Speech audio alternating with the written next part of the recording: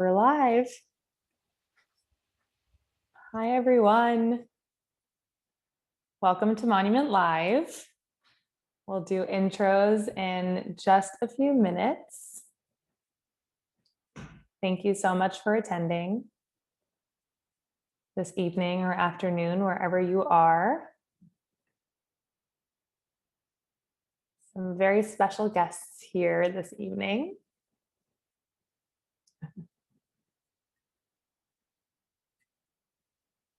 Tawny, I'm loving your background over there. And Sabrina. So fun fact about this background, I was telling my therapist that I'm struggling with work from home life. And she recommended getting a room divider. So this is my office because my bed's like right there. So this helps me have an office boundary. Wow, I need to order one of those immediately. That's great. All right, so we are going to get started in just a second, and then people will kind of stroll in as they'd like. But to anyone who's new to Monument, thrilled to have you here. Monument is an online platform for anyone looking to change their relationship with alcohol. And we connect folks to personalized care via our online platform, and that takes the form of specialized therapy and physician care. And we also connect folks to an anonymous forum and free therapist moderated support groups, which we can talk about a bit later.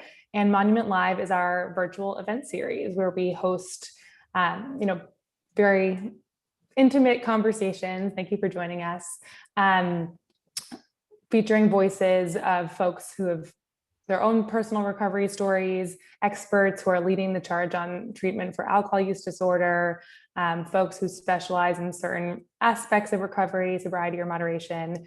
And today I'm thrilled that we're really covering all the bases. We have Tawny Lara here, who is an expert writer. She specializes in the intersection of sobriety and sex, and she's written for Playboy, HuffPost. She's an amazing body of work and an early friend of Monument. And we have also the fantastic Sabrina Spatorno, who is not only a therapist on the Monument platform, but also on Team Monument. So she knows everything about what we do, why we do it, and empowers folks on their daily journeys. So thank you both so much for being here. We are honored to have you. And it looks like we already have some raised hands, which is exciting, but a quick reminder about how this works. Oh, now I'm raising my hand.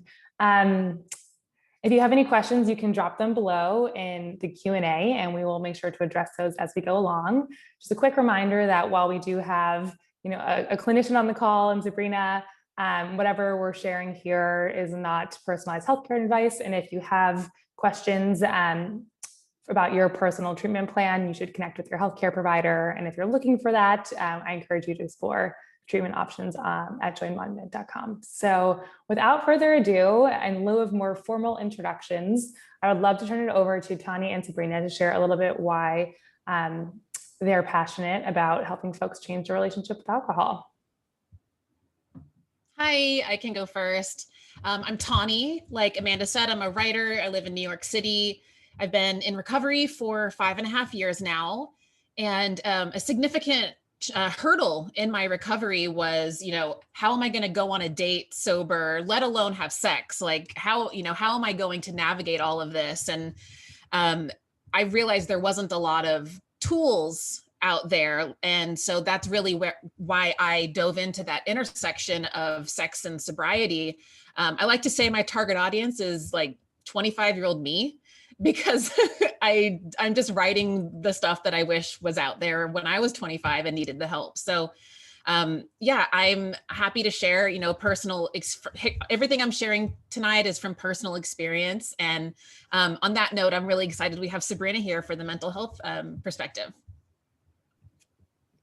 Thanks, Tawny. And I love that. I think that resonates so well. Probably one of the main factors I even got in the field too, wanting to do work that wasn't out there in the time that I needed it too. So that's amazing. And ultimately what brought me to Monument was that sense of really driving the conversation around the relationship with alcohol.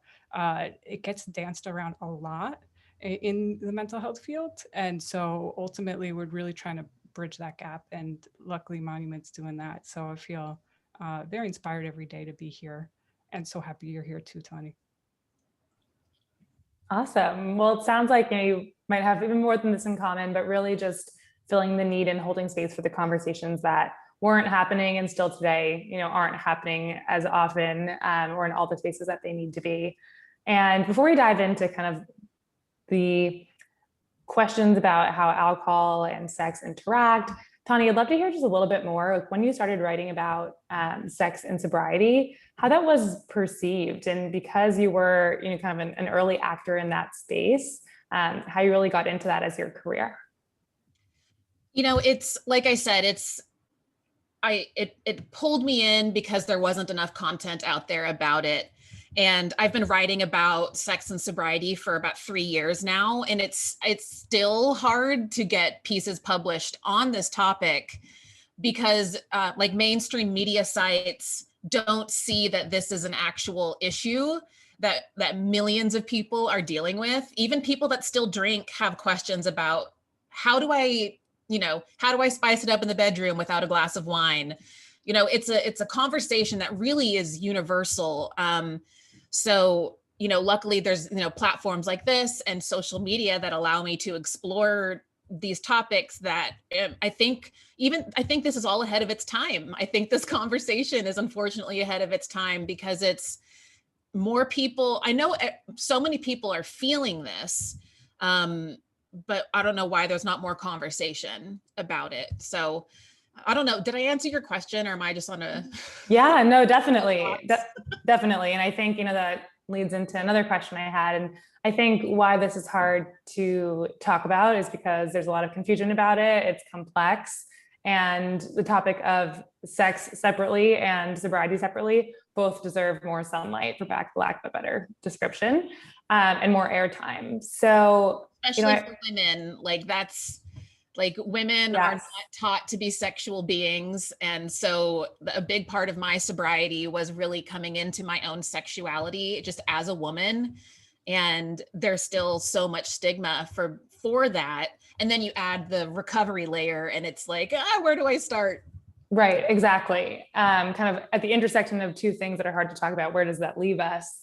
But fortunately, tonight it leaves us here and we're going to discuss it. And I'll just say, Tawny has an amazing Instagram. And if you don't already follow her, you should. And follow Monument, of course, as well, where she'll continue to discuss this important conversation. But I would love to hear from you both what you think kind of one of the major myths exists about sex and sobriety. All right. There are many. I would say what I often will hear is the sense of it being portrayed as unattractive in some way, especially I think Tawny was alluding to it earlier when you're out, let's say for your first date, and you're trying to navigate the nuances of that. So definitely working through dispelling that stigma and de-shaming that, and hopefully reframing it to realize just how sexy it is that you know what you need to feel good and to take care of yourself. So that would be the biggest one, I would say. Yeah, I would absolutely agree with Sabrina on that, where it's, sobriety's not sexy, sobriety's boring. And so of course, sober sex is going to be boring because there's this misnomer that sober sex is fun and inhibited, or that drunk sex is fun and uninhibited, when it's like actually alcohol literally numbs your senses. So it's like you are reducing your pleasure. So it's like it actually doesn't make it any better. So I think like that's what's so fascinating to me is the whole inhibition aspect, is like what part of your sexuality are you not comfortable with that you need alcohol to access? And I'm very sex positive. I'm very pro, kink, as long as everyone is consenting. And I think that's also a big myth or misnomer in the sober sex world is that it is boring, when actually I think it can be the complete opposite, because getting sober requires so much confidence and self-awareness that if you can just apply that to being in the bedroom, then like it can truly be amazing. Definitely. And that touches on so many things that we talk about at Monument, and how self-confidence is one of the amazing gifts of, reducing the importance of alcohol in your life and making sure that you're the main character in your sex life and your life in general. So we'll get into that more in a bit. And I also want to touch upon, you mentioned kind of reframing, both of you, and reframing how we perceive the role of alcohol, our sexual identity, which is something that Sabrina has taught me a lot about, and building like new associations. So we'll get into how you can do that. But I guess at the kind of the 10,000 foot view to start, Sabrina, I'd love to hear, I think a lot of us think about sex as a physical act. But as you know, there's so much more at play there. So I'd love to hear, from your perspective as a therapist, how psychology and kind of your mental health interacts with your sexual identity. Absolutely. So a lot of times we're going to look at what ways we're really trying to figure out what we want in our lives. A lot of times it's really hard to wrap around, especially if we've come from more of an enmeshed or basically any kind of family of origin where boundaries were not always so easy to establish. And that's the bulk of us, right? So there's not so much any kind of anything to doubt about your ability to reverse that, but to really acknowledge that, as well as systems. So in the therapy world, we definitely want to look at all the no kidding situations. Like Tawny was saying, no kidding, if we live in a heteronormative society, there's going to be certain things that seem like they're only supposed to go down this route. If we live in a patriarchal society, right, a lot of times we may think that we have to be quiet when any form of connection really has to be about all those awkward conversations. And if anything, that just increases intimacy. So a lot of times it's really starting to find your voice. And when it feels like it's been minimized or compromised in some way, it's hard to believe that you're capable. So ultimately, therapy is all about that, is looking at all those factors and then really starting to uncondition the sense that you're not able to address what you need for pleasure. And that's very much a human right. And I'm sure we can all agree on that. So really recognizing, what is it about pleasure that involves your partner? And what is it about pleasure that involves yourself? So being able to navigate that as well. So I could keep going, but I want to hear Tawny. No, that's so great. And I'm not taking notes right now, but we are recording this because I'm like, so many nuggets in there. Thank you, Sabrina. And Tawny, I'd just love to give you the floor to kind of react to that and how it rings true to your personal experience and anything else you want to add. Yeah, I mean, so what Sabrina just said to me, it just sounds like how expressing how important communication is, right? So no matter what, any communication is important to any part of a relationship, but especially for the sake of this conversation with sex. And, a lot of sober sex is starting at step one and unlearning a lot of problematic things that we've learned over the years.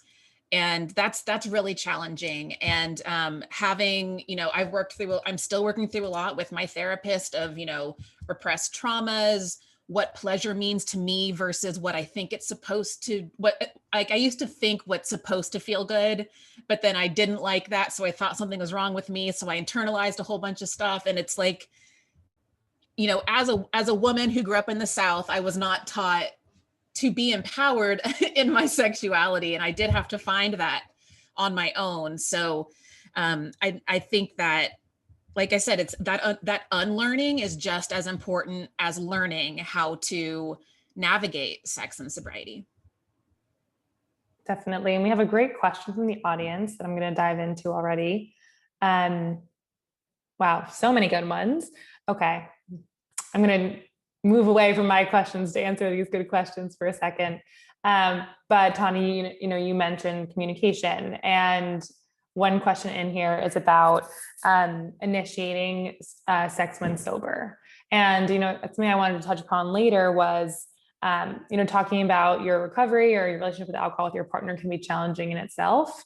And talking about sex, even if you are in a relationship, can also be challenging. So again, at the intersection of these two conversations that might be hard to have separately, how have you navigated that? And then we'll pass it to Sabrina for her advice as well. So I'm sorry, what exactly is the question? How have I navigated what? Having conversations with partners or really anyone about sober sex. And the question here is, how do you initiate sober sex? Yeah. So like I said earlier, a really common question that I get is like, how do I get in the mood without a glass of wine or without taking a shot before that first date or, anything like that. So I'm a big fan of, just getting really mindful. And yes, it's a lot of work. It's not as instant, but that's why we're having this conversation. If we were all about instant gratification, we would still be drinking, and we're here to do the work. So I am a big fan of, like my partner and I sometimes will, lie down and sync our breath to each other.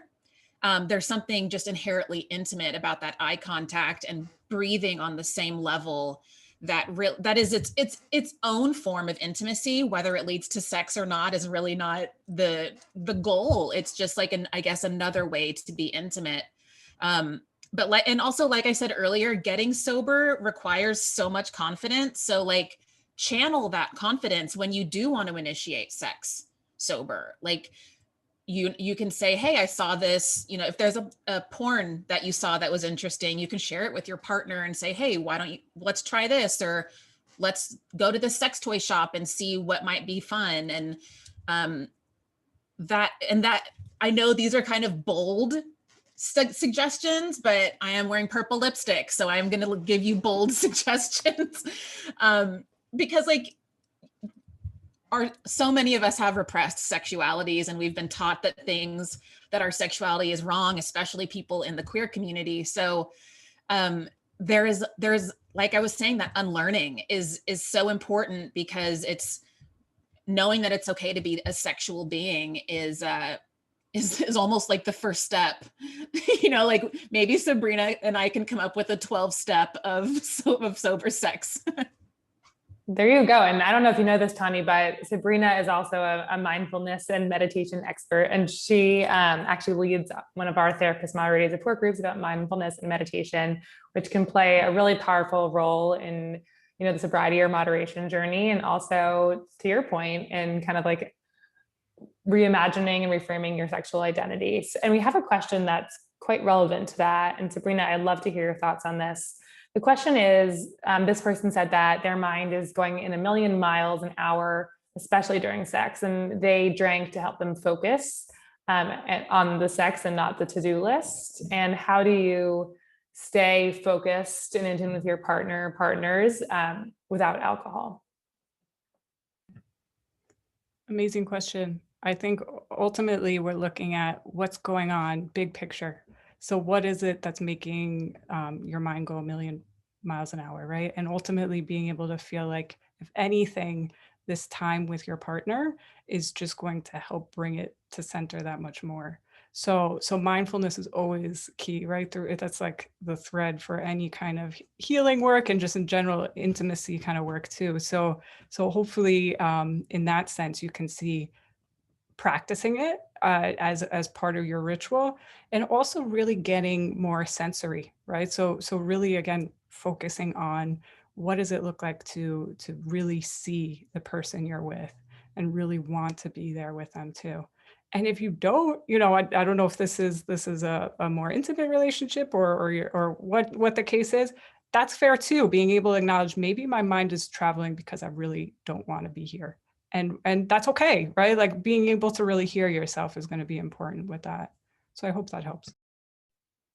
Yeah, that's great insight there. And I think, mindfulness is relevant because it just lets us get more in touch with ourselves, which also impacts so many dimensions of our wellness, whether that's sexually, mentally, physically, in our work. So check out Sabrina's support group if you haven't already.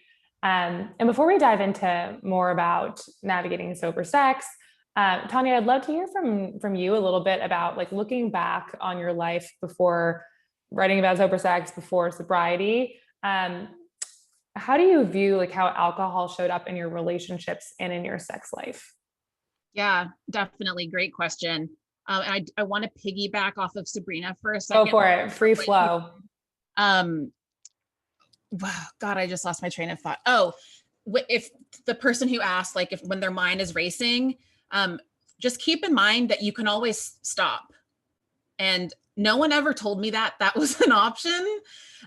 There's times when my mind is racing and I'll tell my partner, like, look, my mind is just racing right now. I need to calm down. Can you help me zone in, or can we hit pause? Like, remember that you are in control of your sexual journey. And if you need to hit pause or stop at all, you can absolutely do that. And if anyone has issues with you doing that, they don't deserve to have sex with you. So, okay. And I'll just say the person that wrote that question appreciated that answer. So thank you, Tawny. There we go. Yeah. Yes, you can stop. Okay. And your question, so when I was drinking, my relationship with sex and alcohol,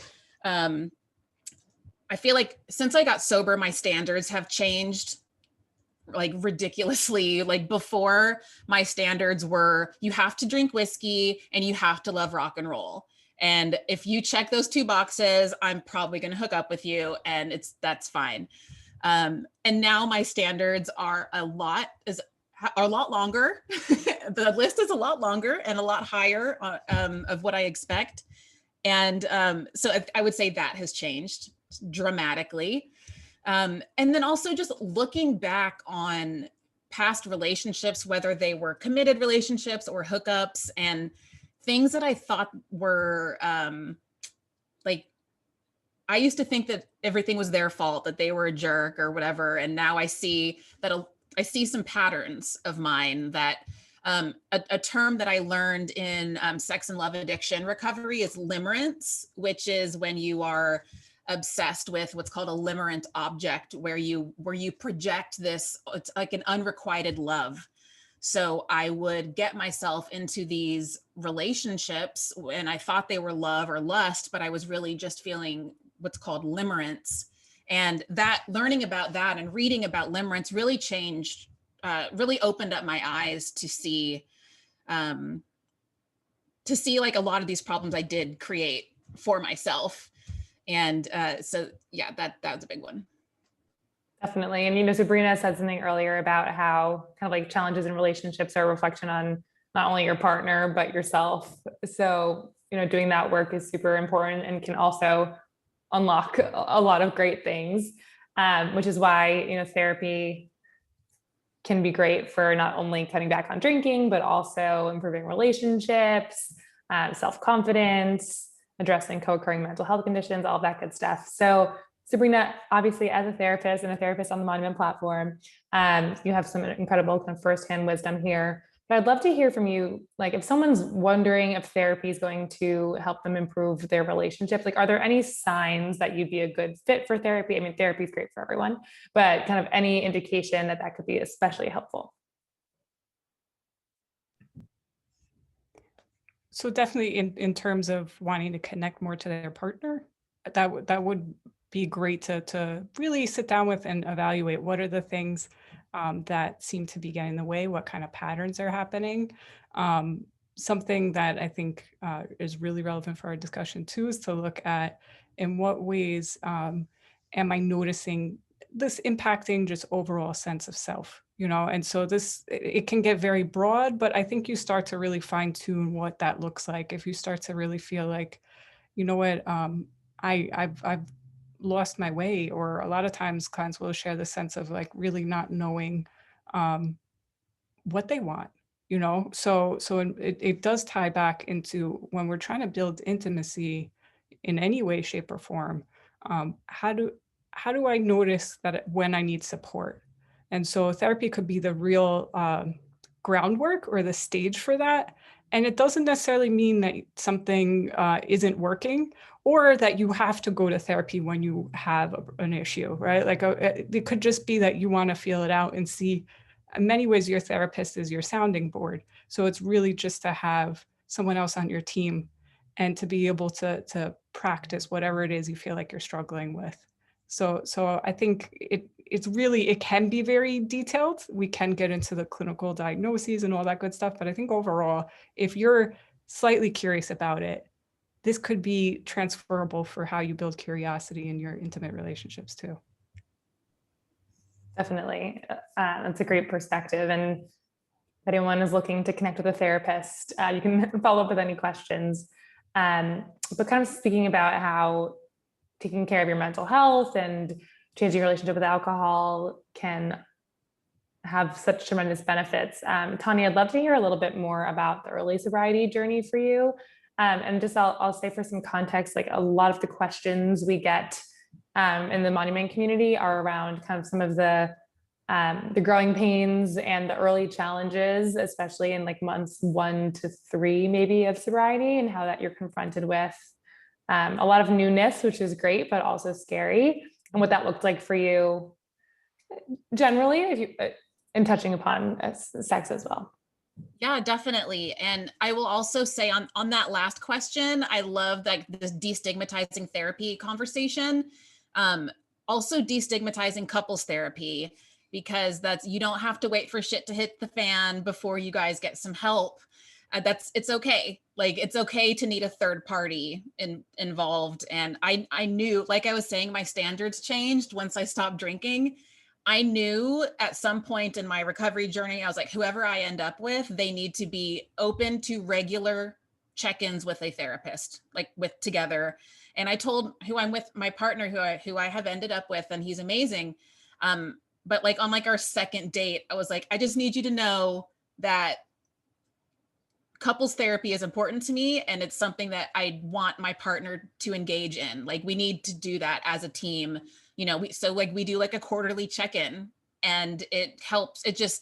I can't say enough about it. It's just, I'm endorsing it.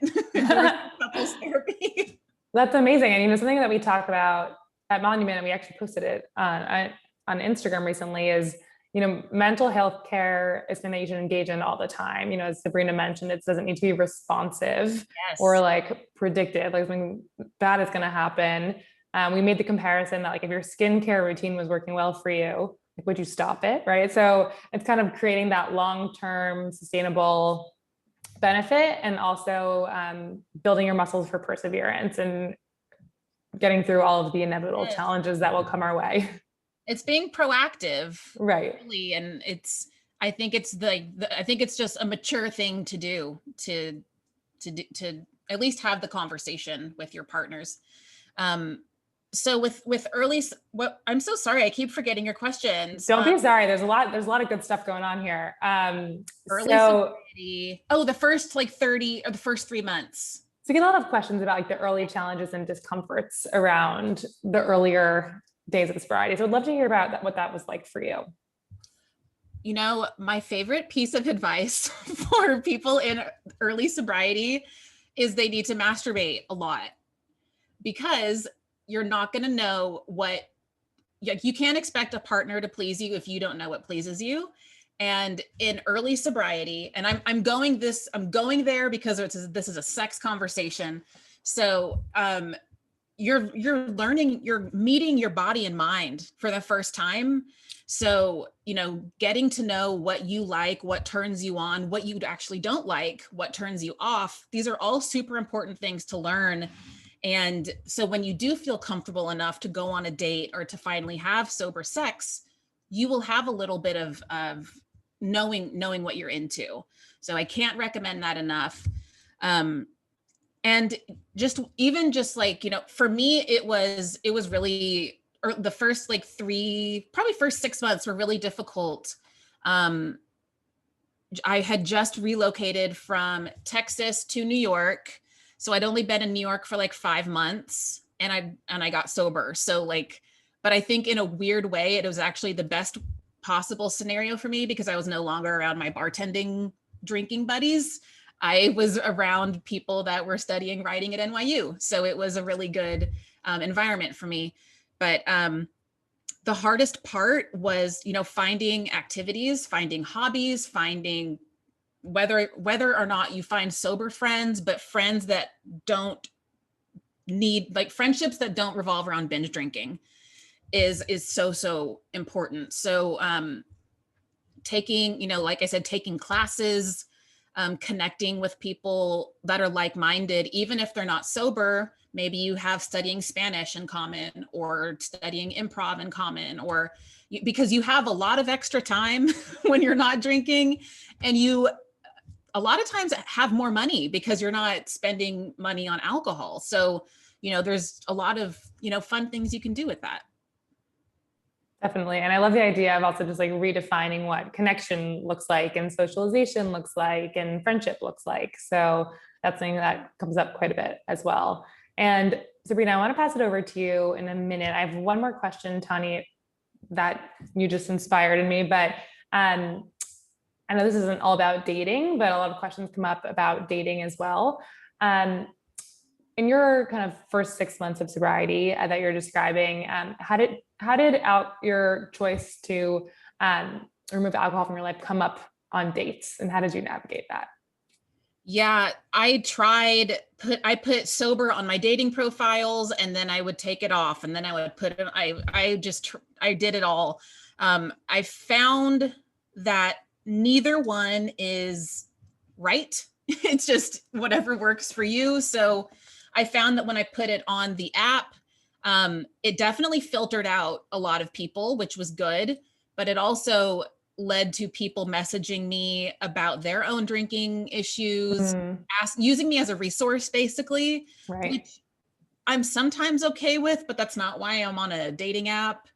And then if you wait until you're in person on, the first, second, third date, that can unfortunately be a deal breaker, because some people don't want to be with someone that's sober. And it's usually because your sobriety is often a mirror for someone else.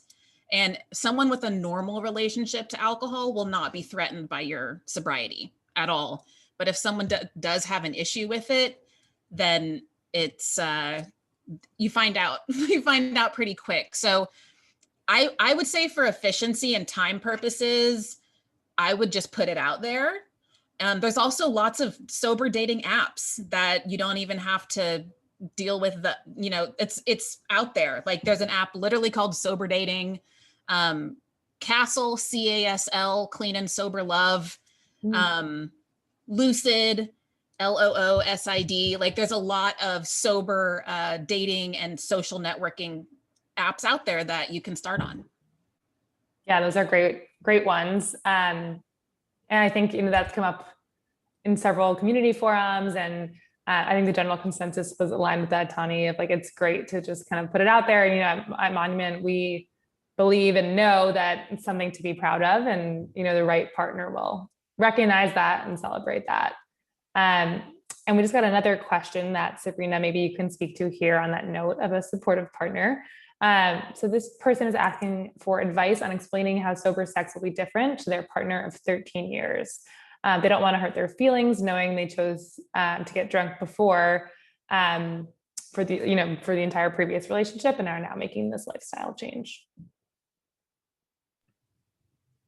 Sure. You know what? Clearly, you are a very empathetic person. You really value how they will react. And I think it's wonderful that you're exploring that, especially since it sounds like you're ready for a change. You're ready to feel things fuller. And ultimately, I think if you could frame it in that context of, what, I'm evolving, I'm learning what I need, I'm learning what is working for me, and I want to connect with you that much more. So how much more intimate are we going to be, right? Being able to frame it in that sense of like, this is going to be really exciting. And if there are any hurt feelings, being able to work through that too, right? Really being able to explore what led to that pattern. We're pattern makers. That's how we learn. That's how we grow. So a lot of times we shame ourselves because we think, well, I should have known better. I should know what works. But if we're always learning all kinds of things, whether they're healthy or not so much, right? So ultimately being able to say, you know what, I'm aware now, I'm mindful of it now, and I really want to be that much closer to you. So this is going to be our chance to really make that happen. hopefully that'll help to feel less nervous about it. Thank you, Sabrina. Tawny, now you know that Sabrina has an answer for everything. That is so insightful.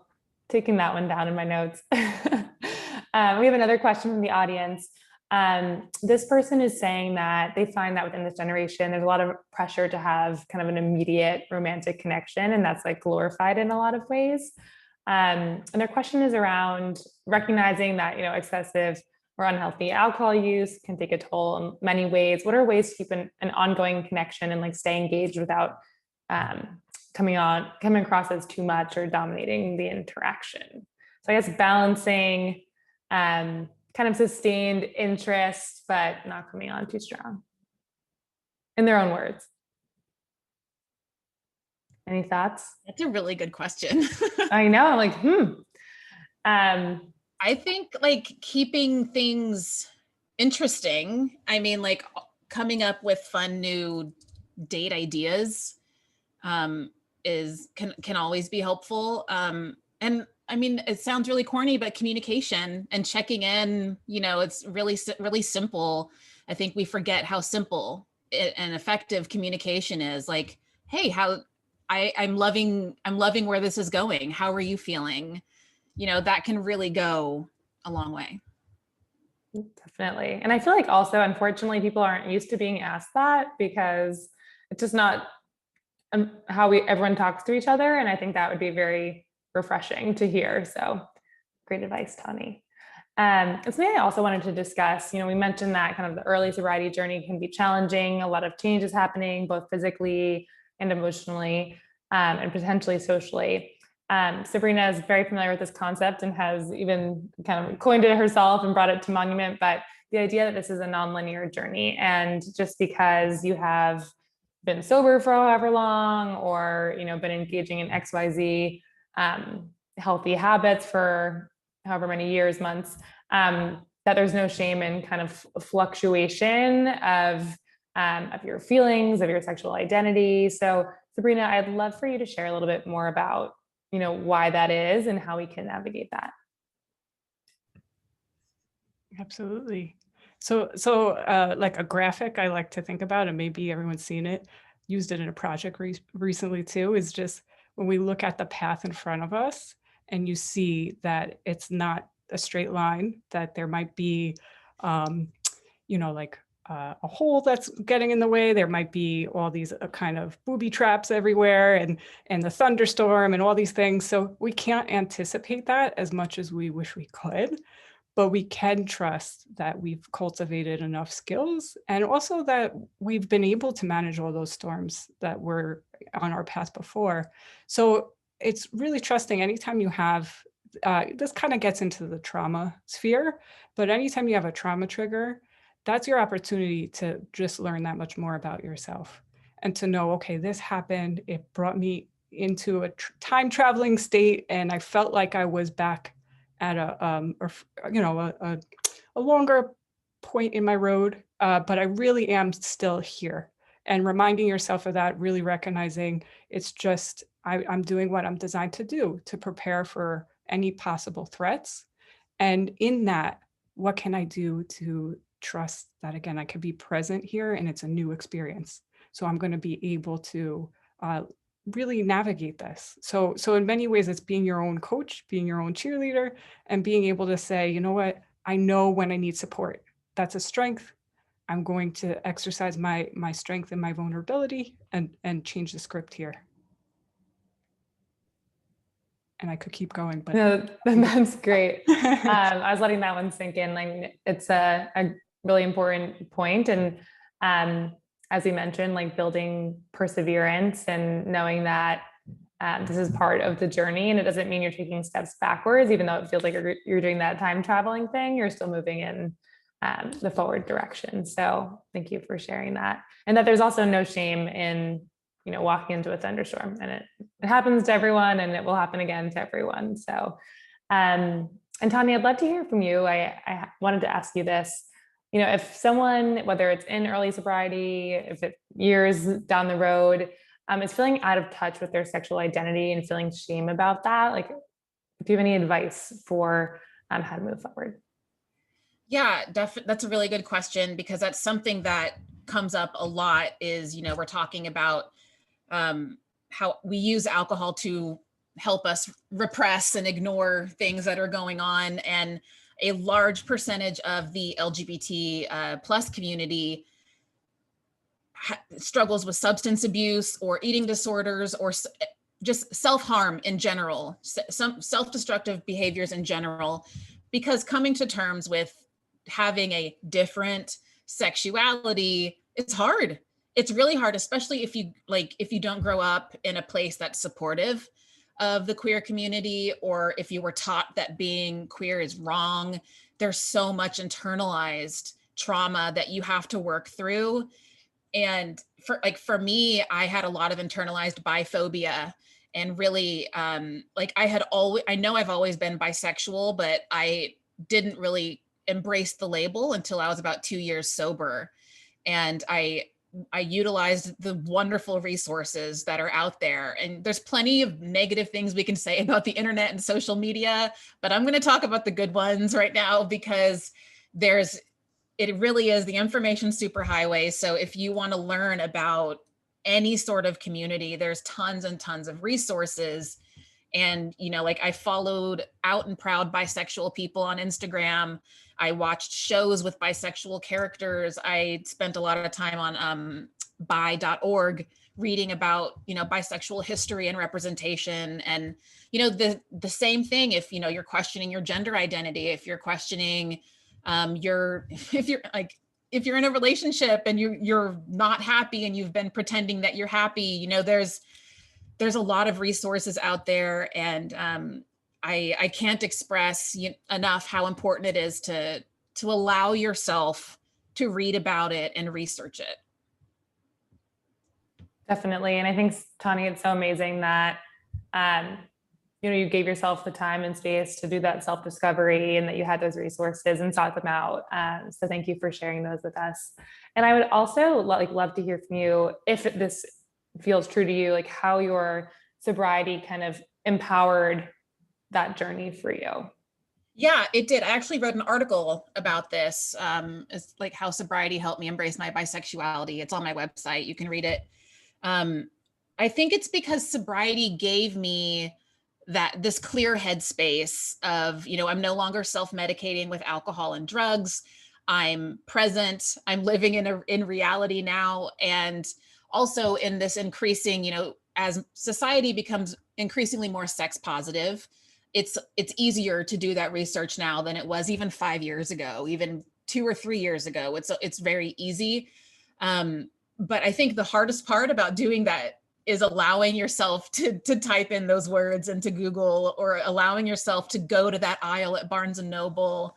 That can be really challenging. But I think sobriety, or even just questioning your relationship with alcohol, drinking less, you gain this self-awareness that begins to translate into other parts of your life.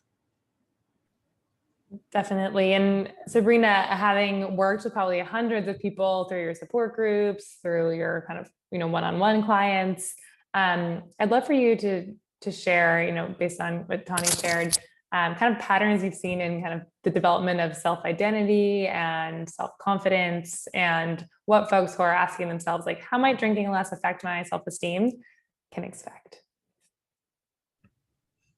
Sure thing.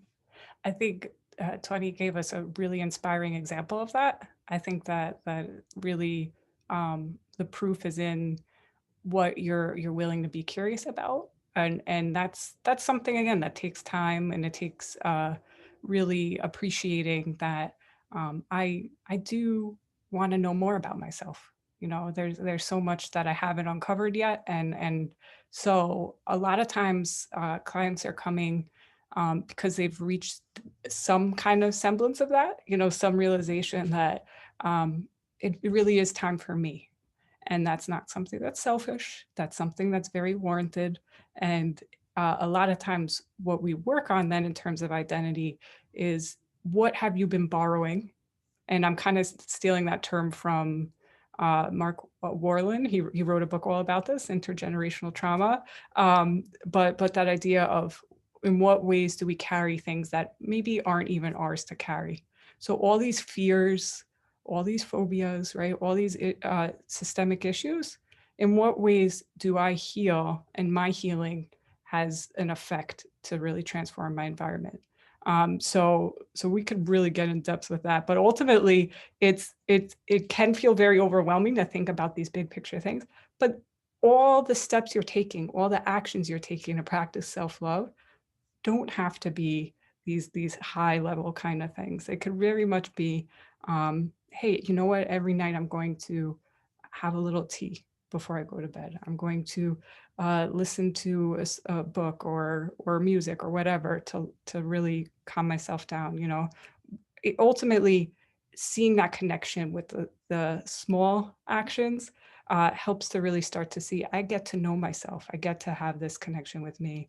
And then you get to be in those deeper kind of psychological, philosophical zones too. So it's amazing. I really get to witness this every day. So it's such a gift. Thank you, Sabrina. And something that you taught me was the distinction between, or it's important to reflect on this, like the distinction between behaviors and character.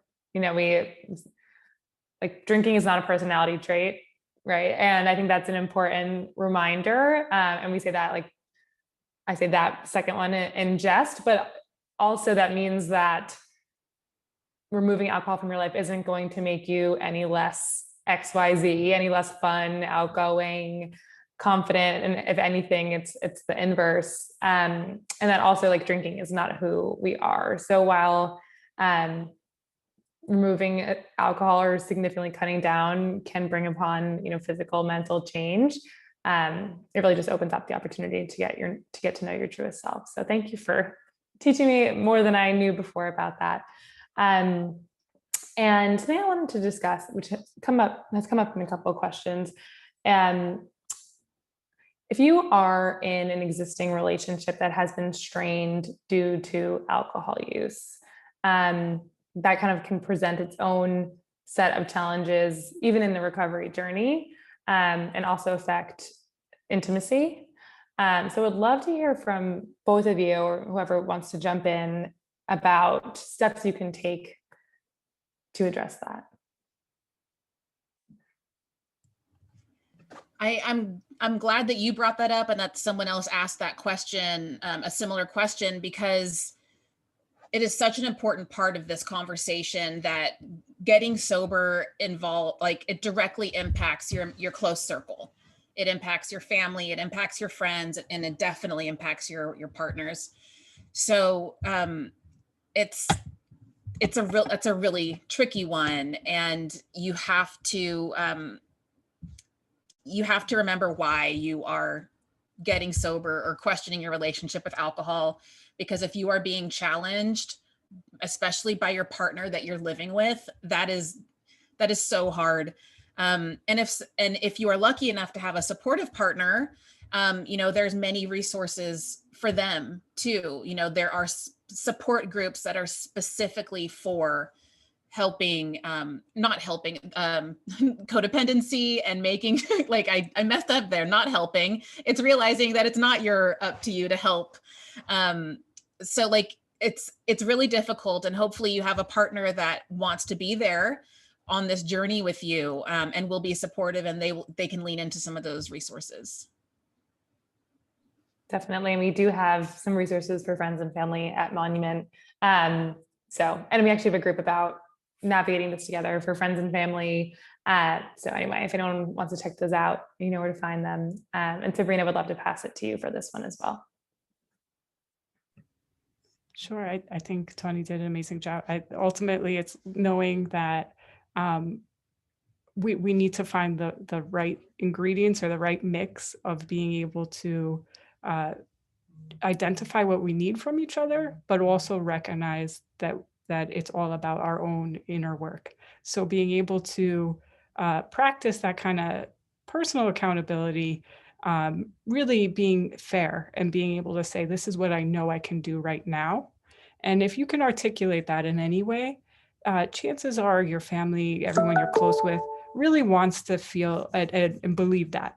And ultimately, when you're looking at any bond, whether it's with your romantic partner or even your children, right? Like everyone wants to be able to help each other out, but it's not about helping in see, I'm doing it too, in regards to acting for you. It's more so like, hey, what ways can we support each other? So if we can reframe the conversation in that way, everyone can ideally join together and that be that much stronger because of it, because you started that ripple effect of healing for the whole system.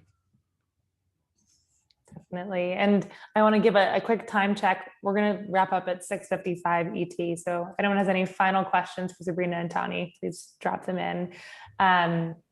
But before that, I also had a question here that was about, how do I know I'm ready to have sex sober? And, you know, Tawny mentioned masturbation earlier, getting to know yourself. Are there any other tips we can share on that front? I'm a big fan of the theory, if it's not a hell yes, it's a no. And that doesn't apply to every situation, of course, but it applies to quite a bit. And if you're not psyched about doing something, you're probably not ready to do it. There's no reason to rush it. There's no reason to push yourself. And if anyone makes you feel like you should be rushing it, then that's not someone who deserves to be intimate with you. I love that. Yeah. Ultimately, really knowing, hey, I get to be curious about what I want and I get to do it in a mindful way, right? So exactly. I think that's wonderful. Also, Sabrina, I want a meditation app with your voice. Can you make that happen? Tawny, we haven't made this request before. We're working on it. Okay, good. We do have some guided meditations by Sabrina that we can circulate. I would love that. So because we have to wrap, and I hear someone's Google Calendar's going off, so we have a hard stop. Might be mine. Any parting advice for anyone who has even 1 ounce of hesitation about sobriety and sex, or well, having sex and sobriety, about pursuing sobriety? Any parting wisdom? Don't do anything you don't want to do. I mean, that can be applied to everything, but especially with sex. And I would say prioritize unlearning a lot of what you've learned, and then creating the space to do the research on what you want to learn. And if you are able to find, if you have health insurance, or you find you can go to therapy, I can't recommend it enough, or at least some sort of peer support so you're not going at it alone. I can't recommend that enough. That's great. Yes, we're definitely big proponents of collective healing here. So I would strongly recommend that, of course. And I guess the sense of really trusting your inner wisdom, knowing that you're going to be able to intuitively connect to what it is you want, and to be able to appreciate that you're already so empathetic. So you're a catch. You are someone that they're going to want to be with. That's really important to remember. Definitely. I have a little saying, which is like, you're the prize, right? So you're a catch, you're the prize, all of the above. And to Tawny's point, and Sabrina's, collective healing and peer support, we do have a free therapist moderated support group about relationship challenges. Sabrina moderates mindfulness and meditation in addition to one other one. So we would love to have you, and definitely make sure you follow Tawny on Instagram and check out her blog. We'll be posting this in the Monument community, but thank you both for a really eye-opening conversation. This was really great. I feel like we could talk for hours, but I'm going to spare everyone the evening. But thank you so much. And we have some thank yous from the audience in the comments. So everyone, have a great rest of your day, and we will see you next time. Bye.